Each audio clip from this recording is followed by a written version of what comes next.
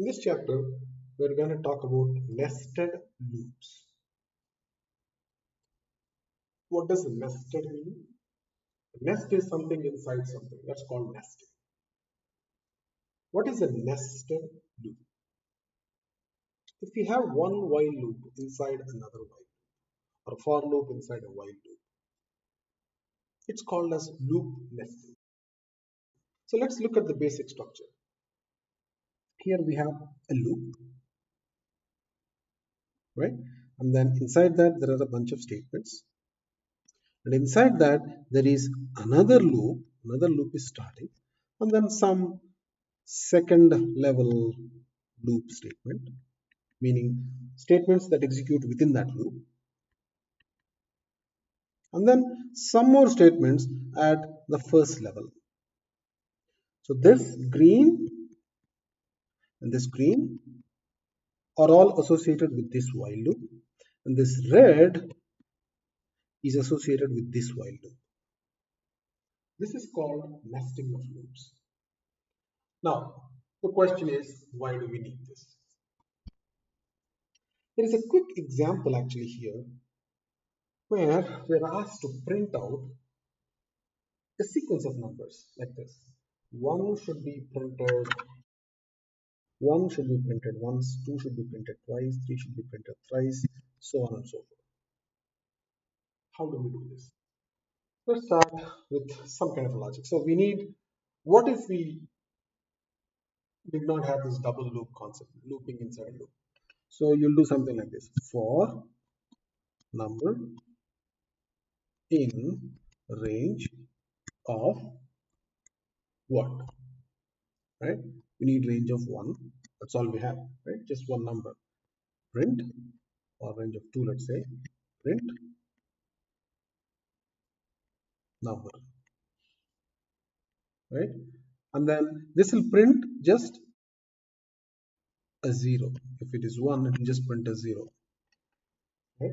We don't want that. We can do something like range 1 comma 2. In this case, it will give us 1. The first number is 1. 1 is printed once, which is good. The 2 should be printed twice, right? So if we say something like for number in range of 1 comma 3, this returns 1 and 2. Actually, this range number contains 1 and 2, but 1 is already done. We want to print 2 now, that 2 twice. How do you do it? You can't do it without double loops. Well, you probably can do it, but you have to use a different data structure for that. You have to use something like a list, store all these numbers, and then probably loop through each number. Again, probably you have to use some kind of a double loop, but not in the way that we are going to do. So the way to do this is we're going to say for number in range of 1 to 11, because 11 is not included, right? So we'll only get actually 1 to 10. If you want 11 also, you can do it until 12. Okay, for in range. Now, depending on the number, you have to loop over it so many number of times, right? For count in range, right? How many times should be printed? 0, comma, number. See, this is the trick. This range is mostly static. It's a static range, meaning it only gives you numbers from 1 to 10. That's it. But this range right here, it's dynamic. You see, the first time, the first iteration it runs, right? In the first iteration, this range is going to be 0, comma, what's the number? 1. The second iteration, this is going to be 0, comma, 1, comma, 2, because the number is going to be 2. In the third iteration, it's going to be 0, 1, 2, 3, because in the third iteration, this number is going to be 3, and so on and so forth. So this is a dynamic range of numbers, right?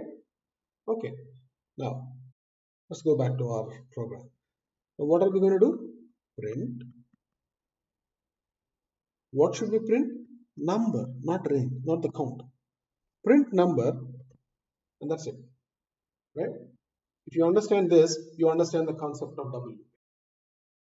Now, it's not just the word nested loop that is important.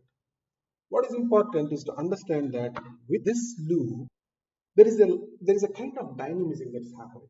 This loop is dynamic in nature, meaning the way this number is varying is based on the upper for loop, right? And this is going to be the basis for many programs that you're going to write in the future, where you will write loops, inside loops, and the values in the inside loop are going to be based on the values of the current number in the upper loop. Okay. Now this example should actually make things clear. Let's write it in the system. It's just 4 lines. It's just 4 lines, right? So we said for number in range of 1 comma 11, because we want the numbers to be printed starting with 1 and ending in 10. The first number should be printed one time, the second number 2 should be printed twice, number 3 should be printed thrice, so on and so forth. Now, another loop for count in range of 0 comma number, okay, and print number. Okay, it says 1, 2 is printed twice, 3 is printed thrice, right? 4 is printed 4 times, and so on and so forth. 5 should be printed 5 times, right? The format is a little weird, right? We want it to be printed horizontally. So the way to do that is by saying end equals space. So this basically is a switch inside a print statement syntax that you can use. Print statement by default provides a new line with every time it prints, right? But sometimes you don't want it. So in cases like that, you can use this switch in the print statement that says, do not print the next line in a new line. Instead, just append it with a space. Okay. Now let's execute this. Shift enter. And what happens? So everything is printed in the same line. We are halfway there. We didn't achieve what we want. Now what do we do? Well, over here, because we only want this new line at the end of every single number that's looped over. So here, or at the end, you can say print, and then just a blank that will print a new line. Right? Let's try this. There we go. 1 is printed once, 2 is printed twice, 3 is printed thrice, so on and so forth. And 10 should be printed 10 number of times. So this is an example of how you can use nested.